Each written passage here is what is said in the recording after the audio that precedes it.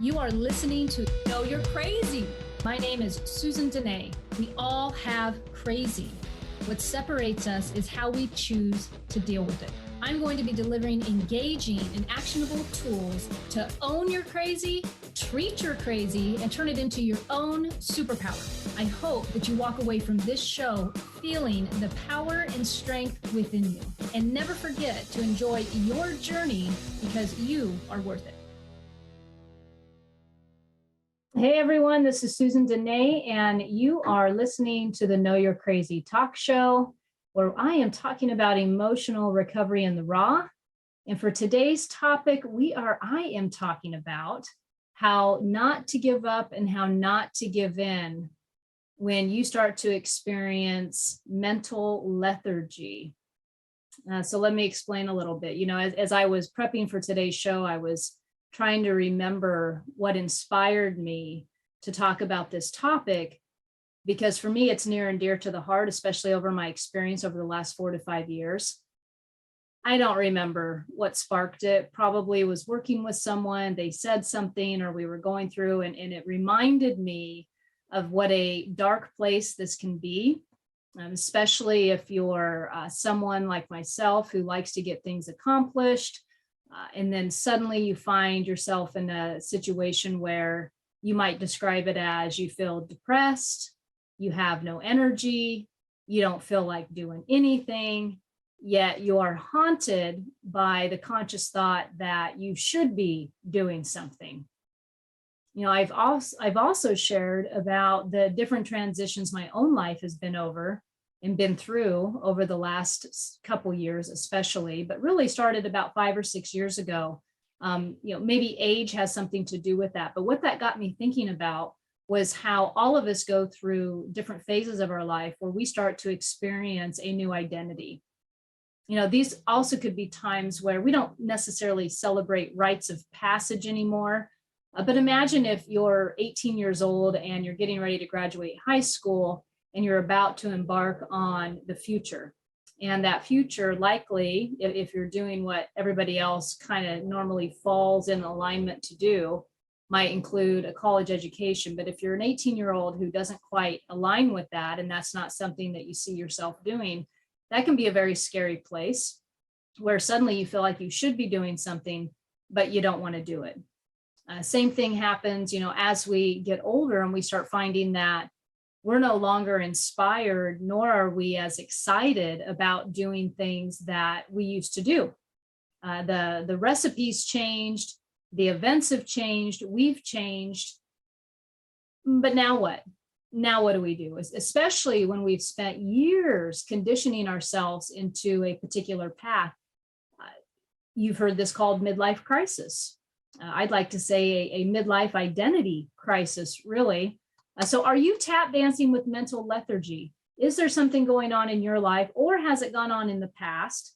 Maybe you know somebody who's in this boat where you feel like you're on a never-ending spiral of hopelessness, of nothingness. You've got a whole bunch of head telling you should be doing something, but actively you're not holding yourself up to the same expectations that you're setting for yourself. And it just comes out to where you hear yourself often saying, I don't feel like doing anything. I've also described this as I'm going against the current constantly. I feel like I'm trudging through mud right now.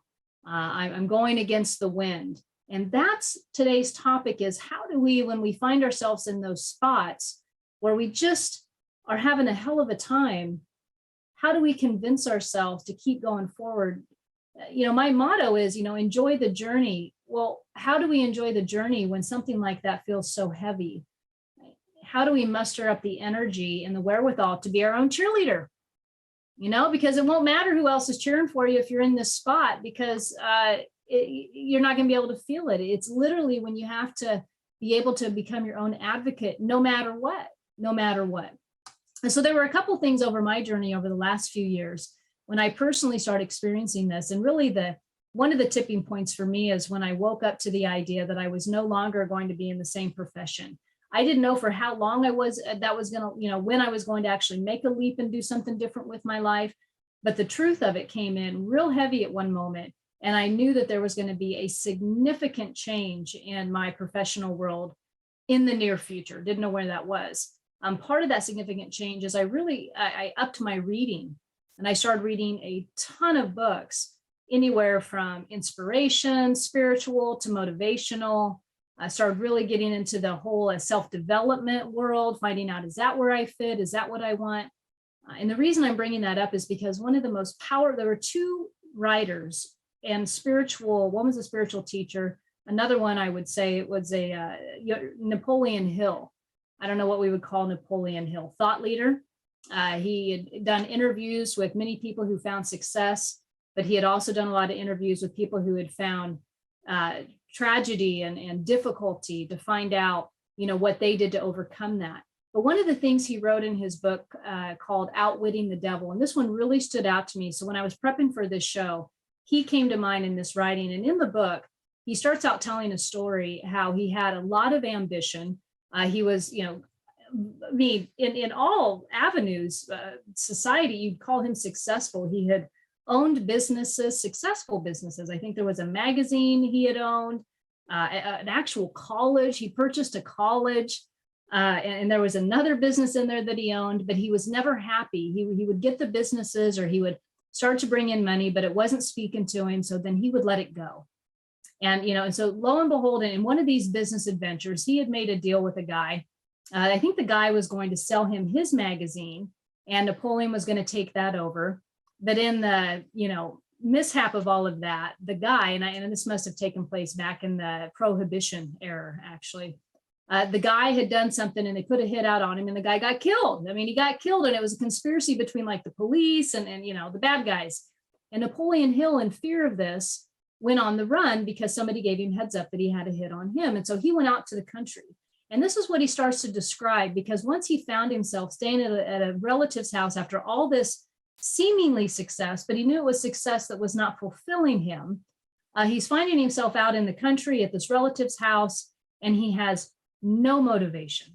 He is absolutely, how I would describe it, just flatlined with motivation. And what he wrote in the book was, he said, if the seed of insanity had been in my makeup, surely it would have germinated during those months of living death. So he's talking about relating this experience to living death. Foolish indecision, irresolute dreams, doubt and fear were my mind's concern day and night. Were my mind's concern day and night. Have you ever had that situation where, the mistakes are in your mind every day? The shoulda, woulda, couldas are haunting you.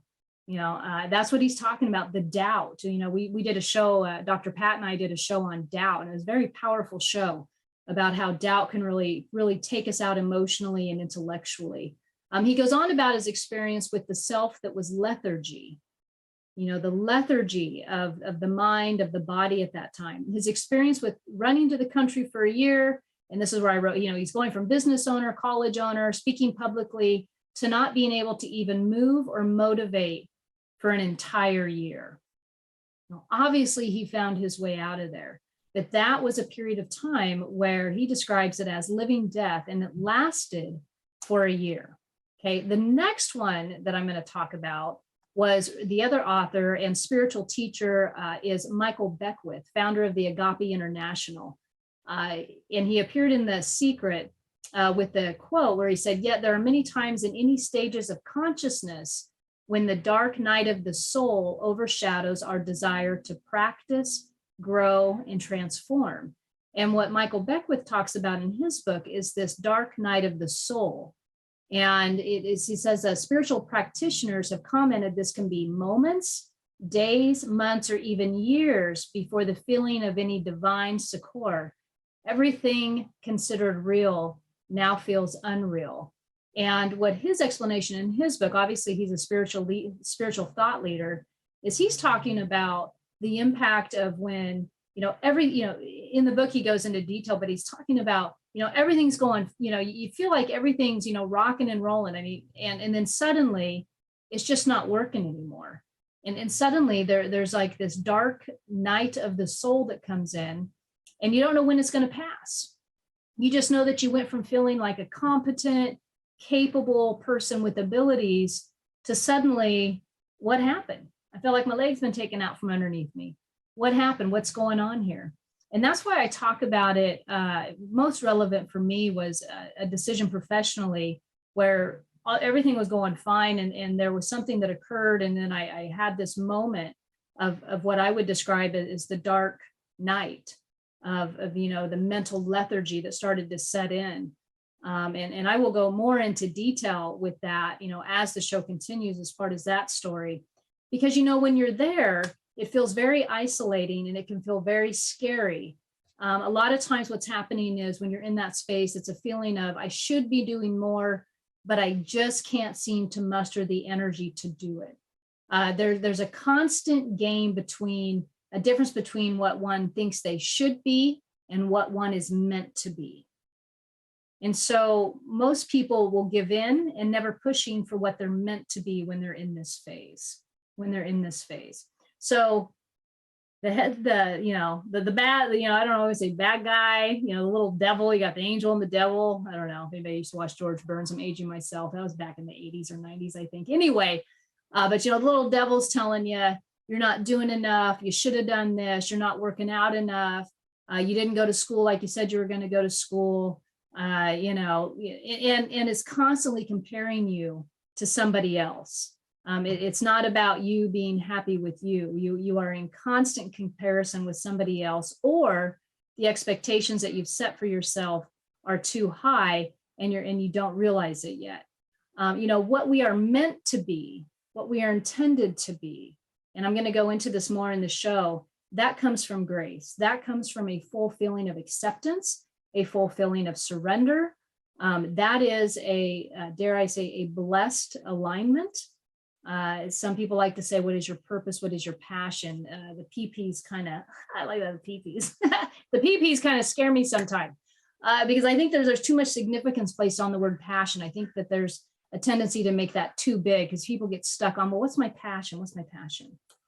All right. So if any of that resonates with you, I'm going to share more about that after we come back from break.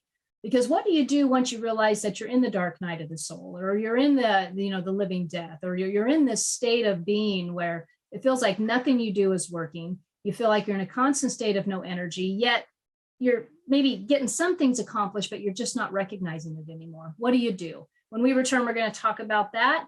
So stay with me. We will be back.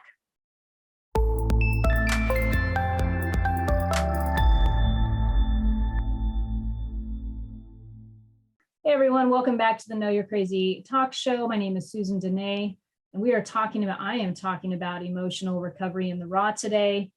Talking about not giving in when it gets dark, And if you would join me in the first part of the show, I'm simply talking about the mental lethargy that we can find ourselves in, and it sometimes can feel as if it came out of nowhere.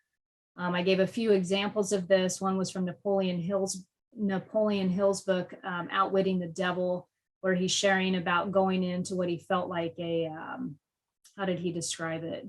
Death life. What did he say? I have it written down. Living death. He felt like he had gone into this living death phase of his life where it all felt heavy and the indecision was almost unbearable. And then I quoted and read a little bit about Michael Beckwith, where he describes it as the dark night of the soul. Where suddenly, life's going on and it seemingly feels okay. And then this darkness overcomes, almost a feeling of spiritual malady that comes out of nowhere. And how do we ride through that? I gave the examples of a midlife. Some folks might call this a midlife crisis. I say a midlife identity, but any of us at any age can go through this anytime we're experiencing something that's changing us. We're ready for the next growth spurt is what I would like to say. The good news, and what I'm going to start sharing about now, is there are ways to get through this without losing your mind. I will share that it will feel like at times you are losing your mind, but there are tools that you can do in order to get through it so that you can remain hopeful. I did a show a few weeks ago about remaining hopeful when things feel hopeless. And so I'm going to start sharing a little bit about those. And if you're asking yourself, was this really where I'm at? Or maybe I've been there. Is that what that was? And now I'm through the storm. You hear that, did you come through the storm? Are you on the other side yet? If you're not, and you're in the middle of like the ick, some things you might be experiencing are self-loathing, wondering, is this it? I mean, is there anything more to life? Spiritual arrogance, where you thought you were, pretty much a spiritual guru, meditating every day, doing your thing. And then suddenly it's just not working no more. That was a little bit of my experience. And you're suffering from indecision. I remember having a moment of clarity around split energy. I was working a day job, but I didn't want to be there. And then I had this other like dream being planted, this other thing being awakened within me. And I often felt like I had a foot in each pool, and it was very confusing. And there was a lot of indecision during that period. And so you might be suffering from some sort of indecision if you're having to decide, which place do I want to be at? Or the indecision might be in you're constantly telling yourself you should be doing something. And you're also telling yourself, but energetically, I can't, I don't feel like it. And, this might be you if you've had, especially if you've had if you've aligned with what you label success in your life in the past, and now doesn't feel the same no more. Like, do you think you need to renew your success? Do you think you need to give it an upgrade every now and then? We are human beings. We are meant to move forward. So often we find, if you're living in old traditional ways, I think this is definitely a mark of where we're changing as a society. In my generation, it's not uncommon for some folks to be at a job for 15, 20, 25, 30 years. I mean, can you imagine? I mean, that was kind of part of my story, where today it's definitely getting to where folks are hanging around a job for 2 or 3 years and then moving on, because they're recognizing that there's more experiences to be had somewhere else. And companies are no longer wanting somebody who's gotten stale, been at the same place forever. But think about intrinsically, when you're growing as a human being, can you continue to find the same satisfaction of growth while you stay in a particular place for a very long time? I believe you can. There's just some things you got to do to get around that. So what do you do to move out of lethargy and into some type of inspiring action? What do you do? All right, so today I'm going to be doing flashcards, and we're going to go one by one. I think I've got about 7 tips here that hopefully I'll be able to get through all of them. And the first one that I'm going to talk about is it's temporary. Something that you can say to yourself if you feel like you're stuck. That's another thing that might come out of your mouth every now and then. I'm stuck. I feel like I can't go nowhere. I'm not making any motivation. You realize you've been feeling this way for a long time. Having the ability to tell yourself this is temporary is kind of like putting the brakes on the car.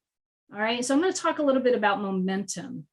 So if you're in a place in your life, and you can even reflect back where your momentum has been, in a way, it's not serving you. The inside story, the story that you've been telling yourself might be one is I'm not far enough along. I don't have those type of skills. I don't know what I want to do with my life. I can't afford that. There's no way. I'm lonely. I don't hang out with nobody. All of those are stories. And the more the longer you've been telling yourself those stories, and another hint to that is maybe you're complaining a lot. Let's say you're at a job that is no longer serving you and you're finding yourself complaining. Well, that's a lot of momentum. It's a lot of momentum. And that momentum over time, it builds and it builds and it builds. So once you spot that you've had some stories that you've been feeding yourself that have got a lot of momentum behind them, the realization that I need to turn this car around, that's just the first part. But how do you turn a car around when the momentum's going that much? Well, you start to slow down. You just kind of realize I might need to slow down. Is there by chance that this feeling I'm having, that this story that I'm experiencing is just temporary? Is the experience in my life, is it temporary? Because if you look back, it's always temporary. I did say if you're in what I described as, the dark night of the soul, or you're in some mental lethargy and it's been hanging around, temporary may not be just a day or two. You got to hang on. This is why I said, don't give in, but you got to hang on. And that's part of my story too, is the lethargy wasn't just a day. It wasn't 48 hours. I'm talking mine lasted for 4 to 5 years. I honestly have just started to come out of that over the last year. And there's a lot of reasons why. So your lethargy might be around, but the bottom line is it's temporary. It's temporary. And there are ways out of this when you find yourself there. So once you recognize there's momentum, one of the first things you can do is start telling yourself, this is just temporary. This is going to pass. This is just temporary. All right. Number 2, realign. Realign yourself. What do I mean by realign? Well, realign what you are expecting of yourself today. This is really a big one.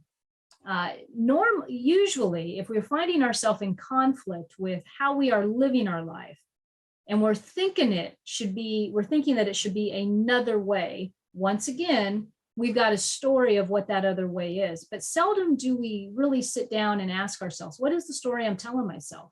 Because something I'm telling myself is making me miserable. So what if you realigned with who you are today?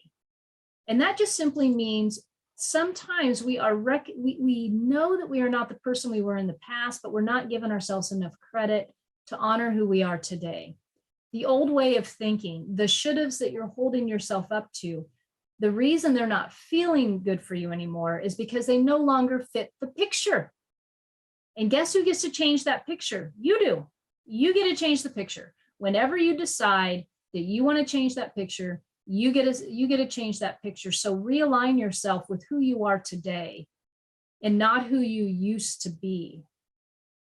Anytime you're feeling miserable, you're probably ready for a new level of experience that you just haven't allowed yourself to jump on and take yet. Okay, so realign yourself with who you are today, not who you were, who you are today. This will have a lot to do with lowering some expectations or throwing some out the door. Like, that ain't even me anymore. I need to recheck myself and find out what is it that I truly do want, because that ain't working no more. All right, what's the next one? If you found yourself in this type of phase and you're feeling like you're depressed, this is like a person I don't even know. I don't recognize myself anymore. Who am I? Where did this come from? Here's the next one. Take a look at your circumstances that you've been through recently. Take a look at your circumstances you've been through recently. I know for me, this one hit home when I went through a changing career after 20 years. My father passing away. I lost somebody close to me for the first time. I started to experience what mortality, being on the doorstep, feels like. I had not gone through that yet. Older, the body's different. I started to experience new things with my body. There were all kinds of things going on. And that's in the middle of, waking up to professionally, I'm not going to be doing this forever. So to give yourself a little bit of grace and a little bit of, take a look at your circumstances. There may have been a traumatic experience that you've had recently, or even a year or two ago, that is playing into how you look at life today and how your beliefs are aligned today. Something significant that you might have dismissed. Maybe you've been a hard charger and a decision-making kind of person, and something dramatic happened and you kept thinking you should have handled it one way. But what's happening now is you're finding that you're off kilter. You're not who you were. You're feeling miserable more days than not. Was there a circumstance that might be feeding some of who you are today, where some beliefs really got challenged and you just didn't honor them yet? You just didn't honor those beliefs yet. All right, so that's the next one. Let me see if I can get one more in. I think we're about, I'm going to do one more here. Before I take another break, number 4 is to take note of daily accomplishments. All right, writing them down is even better. Anything being done when you're in a state of no motivation is a win. That's a win. So I'm going to pick up more on that when we come back from break. So here we go. For this segment, we're talking about it's temporary, realign yourself, take a look at your circumstances and accomplishments. And I will be coming back with more on accomplishments as soon as we return after a short break.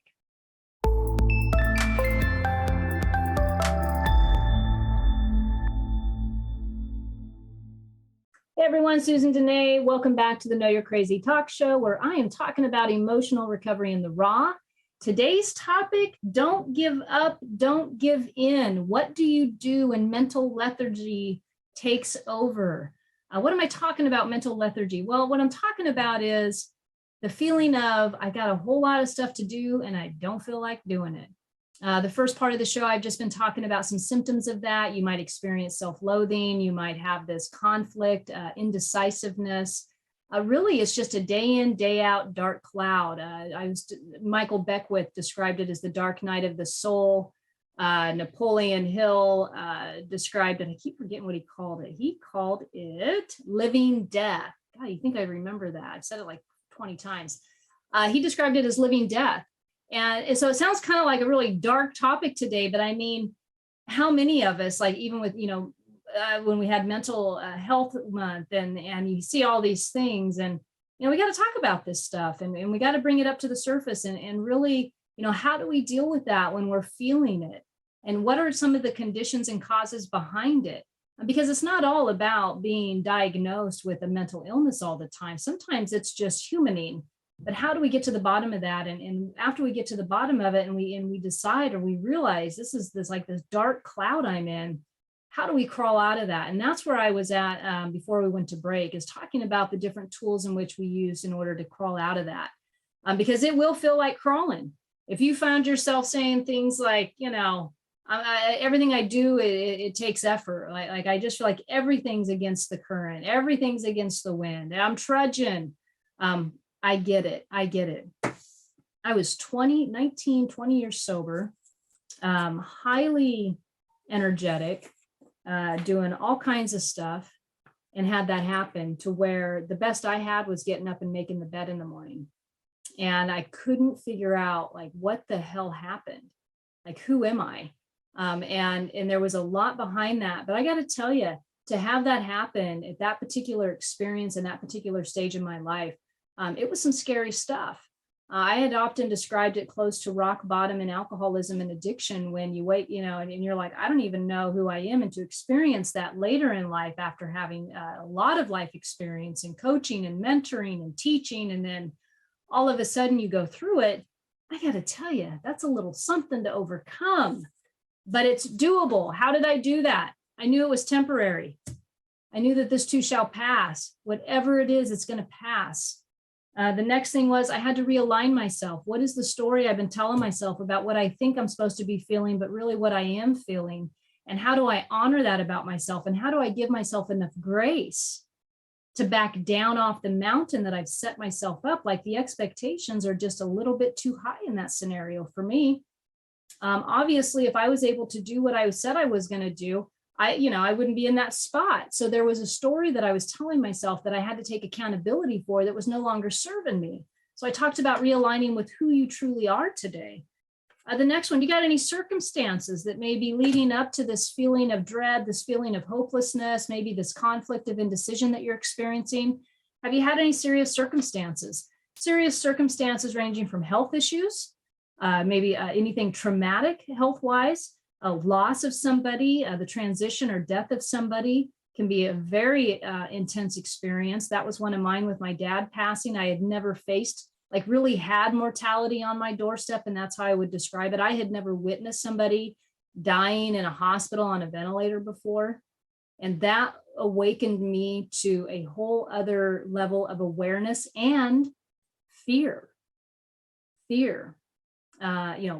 Health fear, all kinds of stuff would come up. And so there was a significant circumstance that had occurred. Perhaps you're somebody who just retired. I was just talking with somebody today who loved the career for like 20 years, but knew it was time to get out because the feelings of burnout were starting to settle in. And so all these things that were loved about the job are now gone. And so now what? And they are describing what I'm talking about today. Ironically, the show was on the same topic. So, and then the next one I was talking about, so when we start moving into solution around this, what can we do to, in addition to take a look at the circumstances, tell ourselves this is temporary, realign with the new self that we're developing, because believe it or not, in the middle of that misery or in the middle of the fear, there is a new self, a better self, a higher self that is being aligned for you. And yes, it does take courage to hang on. But how do we find it? Like, where's the baby steps? Where's the growth spurts that we can do? We look at our accomplishments for the day and we start giving ourselves credit. This one's big. Start giving yourself credit for the things that you always took advantage of before, right? You took for granted. Give yourself credit for the things that you took for granted. What do I mean by that? One of the things my dad had said to me, he was before he went on the ventilator, he had about a week of conversation. And one of the things he was saying was, I recognized that I shouldn't have been doing so much. I should have hired help. I was worn out. I was tired. And what that did for me when I reflect back on that was, how many times do I take for granted that I have the ability to get out of bed and make it? Or how many times have I taken for granted that, I hugged my kids that day? It didn't truly give myself the recognition or the acknowledgement or the accomplishment of that for the day. I got to speak with one of the producers there on break, and I was asking her, what did you accomplish today? And she overcame a big technology issue with the computer, right? I mean, how many of us have been there? Stuff crashes, stuff slows down, you're pulling your hair out, you're on the phone with help and, support team, and you're but you get through it, right? And there's this tremendous amount of sense of accomplishment. And when you have a sense of accomplishment, it takes you, it like builds you up a little bit. So it doesn't matter, in those dark days of my dark soul, whatever, that transition I was in, I literally kept it that simple of taking a look at the accomplishments and what I was achieving for the day, not what I was indecisive about, not what I couldn't figure out, but what was I achieving for the day? And some of mine came down to just, did I make dinner for the family? Because I went through a phase where nobody was eating hot meals. I got to tell you, I think we lived out of a box and fast food for about a year there getting through this because just didn't have it. Right. And so just making dinner was a big one. So take advantage of your accomplishments. And even a better exercise for you, write them down. You can probably write something down. What did you accomplish today? Take a look at it. All right. So got all those. What's the next one? Now, this next one, man, I love coaching on this one. So often when we get into a space where we're not appreciating what we are accomplishing, I talked about the story that we're telling ourselves. It's almost as if we say that we're not doing anything that we want to do. What do I mean by that? We have a to-do list. We have a task list. So what we might say, here's a good one that I was talking about today, or someone was sharing with me. I don't ever feel like doing the dishes. I don't ever feel like doing the laundry. Like, I'm just really stuck. And I joked with that person because I said, well, who does feel like doing the laundry, really? Right. But the point that person was making was energetically, they just never felt like doing anything. So if you paused for a moment, and if that's you, and if that's been you, if you've been in a place of, I have a hard time coming up with something to do. What my experience was, and one of the things that I coach on, is creativity within. Where is the creativity within you? And what are you doing to liven that? So for a moment, if you had a day where you just felt like you couldn't get out of bed, I just don't feel like doing nothing. That's the story. I don't ever have any energy. I'm depressed. Nothing's really making me excited anymore. If you paused and you closed your eyes and you asked yourself this simple question, what do I feel like doing today? What do I feel like doing today? And then just wait to see what comes back. And it may take a moment or two. It may take a moment or two to see what comes back with what do I feel like doing today. So where am I going with this creative thing? You remember when you were a kid? You never, probably hardly ever had to ask yourself, what do I feel like doing? Because what were you doing? You're in your bedroom, maybe looking for some crayons, or you're outside. I'm going to go for my generation. Maybe you're, I don't know, as a kid nowadays, maybe you're on your phone. I mean, God help you, but maybe you're outside digging holes, or maybe you found something. As a kid, you'd go in the kitchen and find pots and pans to play with, or you found a box and you started decorating the box. Do you see where I'm going with this? There was a natural creativeness within you where you felt like playing. Often when we find ourselves in a dark place and we're trying to trudge through that and we're trying to get through it, we have forgotten how to successfully play. You have forgotten how to play. When I was in my space of barely getting off the couch, grieving, physical stuff, like all of it was coming down, and it felt so big and so overwhelming, what I started to do is I started to ask myself, what am I doing to create? What do I feel like doing? And what's going to happen is you're going to find that when you start asking yourself this, you're going to start doing some playful things, and that's going to be one of the steps. So we're about to go to break, but before we go, one of the things that was recommended to me, because I like making masks. I don't like making masks. I made this one because it was suggested to me. I started to create. Found myself over at the Michael's craft store. I'm finding beads, I'm doing whatever, but I love masks because I believe that masks are part of who we are, and which mask we're wearing sometimes needs to come off, sometimes serves us, whatever it is. And so one of the things that I did was I started to create. And this is what we're going to come back from break and talk about is how are you creating now? And can you keep it simple? All right. So if you're hopefully you've been joining me. You're not just joining me, but we're going to be back after break, and I'm going to talk about some more creativity, and then we're going to give it a wrap and have a fantastic evening, I think is what we're going to do. All right. We'll be back.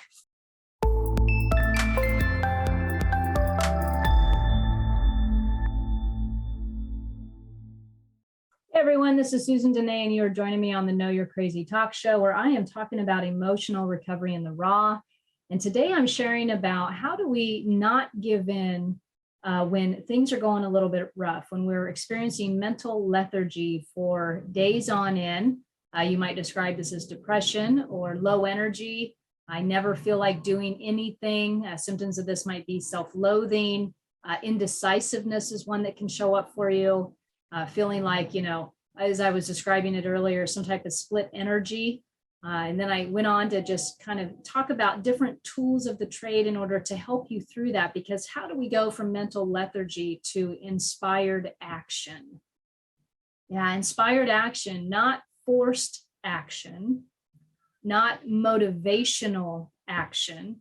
In fact, when I pulled through my own mental lethargy, one of the words that almost became like I don't even want to talk about it is the word motivation, because I was attaching so many beliefs to what that motivation was supposed to look like.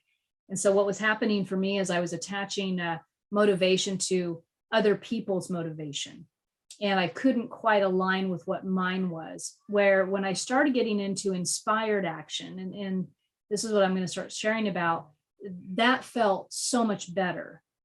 Now, the thing that will feel weird about inspired action is you have to wait for the hit, and you have to, when I say hit, the intuitive knowledge about what do I feel like doing, and that's where the permission game starts to come into play. What do I feel like doing?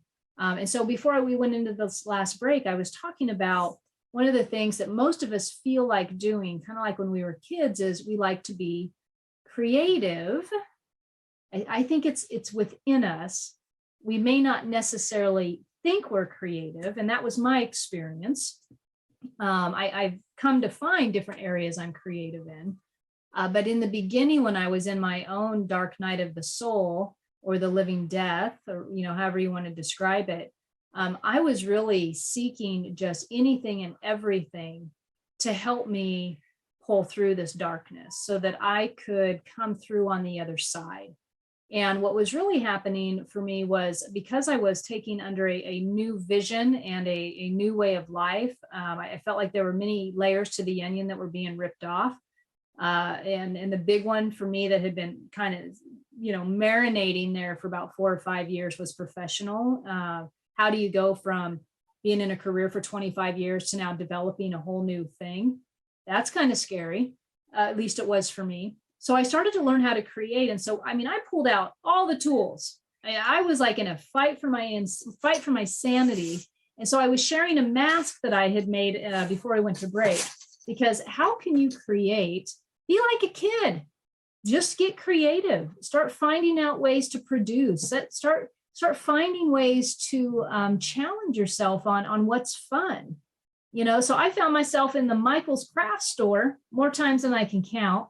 And this is pretty basic stuff. This is like a vision board, right? But I even sucked at vision boards. I didn't even know how to do a vision board. Thank God for Pinterest and the internet, like vision board. And then I don't know if this would happen to you, but what am I visioning? I don't even know, right? So there was all these kind of like these mini uphill battles to overcome, just to kind of then finally find a way to express myself. Because when we've been living in so much indecision and we've preoccupied our minds and our energy with negativity, and we've had all that momentum going, sometimes it's really hard to come back and say, who am I to express? Where is my expression at? What am I expressing about me?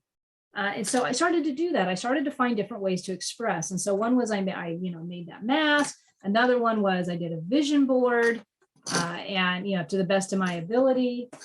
Another one that I did, which was kind of new, because I always had this thing with, I'm not artistic, I don't paint. I don't even know what to paint. People who paint amaze me. Natural artists, just absolutely. I just love that. Like, how do you do that from your head to paper? As soon as I gave myself permission to stop comparing myself to everybody, I just started painting crazy stuff. And so I would go and I would get some poster board, some cheap paints. And so this right here, just so you know, this is my artistic expression of my 3 daughters. But what it did is it started to break that monotony of I can't do anything, the monotony of I'm not having fun. It started to break loose the creativity within me. Started almost loosening up some of the self-criticism that I had been giving myself for quite some while, because I had had that momentum. And so those are a couple of things. So creative. All right. Next one. I'm just cutting us off because I'm going to the next one. So because we're going to be wrapping up here pretty soon. Reverence. Are you able to take a look around you and have reverence and be in awe of what's going on? Taking notice of the simple things in life. For me, it's stepping outside in the backyard and watching my dogs chase a squirrel, and having the squirrel chirping at him, and just getting a kick out of how energy works and how playfulness works, and there's like a relationship between them, or the reverence and the awe, how nature is just in perfect symmetry. There's no mistakes, right? There's no mistakes. Or reverence and awe about the idea that there are no coincidences. Everything is happening exactly the way it's supposed to happen. Those instances where you see somebody that you thought about the day before. Are you practicing reverence, and do you have awe in your life today? A beautiful sunset, a beautiful sunrise. I'm in awe today because we are in the Northwest and we have sunshine today, and we have been thirsty for sunshine. Just because, it's been a bit of the mistiness has gone a little bit past, I think, a lot of our expiration days. But then on the other hand, it's all in perfect alignment because I think we're on the first day of summer. We're just getting impatient. But I have a lot of awe for the sunshine coming through the windows this morning, and sitting out on my deck and feeling the warmness. I love that. I love that. So are you practicing reverence and awe? because you can do that even when you're in the middle of these dark phases of your life. All right, and what's the last one that I've got on the list here? The last one that I've got on the list is appreciation for what is. Appreciation for what is. Like, for example, as you've been in this phase, if you're there, or if you're in a tough spot, who's standing by you? Who are you so appreciative to have in your life? I know for me, my significant other, my husband, was there through all of that, like a rock. Watching his wife go from, this experience of not even really identifying what her old beliefs versus the new belief, like just clueless there for a while, and leaving a career after 20 years and witnessing that. I mean, who is next to you on your journey? My children had to experience with me being out of town many times, taking care of family members in the Midwest, but they withstood that. They were there, they withstood it. So who do you appreciate? What do you appreciate as you go through this phase of your life? Have you been able to go through it with a roof over your head and food in your belly? Are you appreciative of that? Are you appreciative, as I was saying earlier, not taking for granted that you can still get up out of bed and make it, or that somebody's there to help you make the bed? So appreciation goes a long way also in the grand scheme of things when you're in this. So embracing growth, it's uncomfortable. It can be very uncomfortable. And there can be phases of life and phases of growth in which we think that this is the end all. It feels very big. It feels very overwhelming. But there are steps and are tools out there that you can absolutely take advantage of that'll help you get through this dark night of the soul, that'll help you get through this living death, as you might be describing it as depression. But there are absolutely resources out there that can assist you. And if there's anything I can do to help assist you in that, feel free to reach out to me. Some of my best sessions to coach on are around this, based on just my own education, but also what I've come to know personally that has worked. And so if you want to get a hold of me, feel free to do that through the website at susandenee.com, DENEE. Shoot me an email. Would love to do some one-on-one coaching with you. But other than that, it's a sunny evening. I'm looking forward to enjoying dinner with my family. Hopefully that was helpful for you out there. If you are in the middle of this, don't give in, hang on. It's temporary. You can do this. You can do this. All right. Thanks a lot, you guys. Have a great evening. See you next week. You have been listening to Know You're Crazy. Crazy. And my name is Susan Denee. We are identifying, understanding, and treating your crazy one episode at a time. Tune in to transformationtalkradio.com.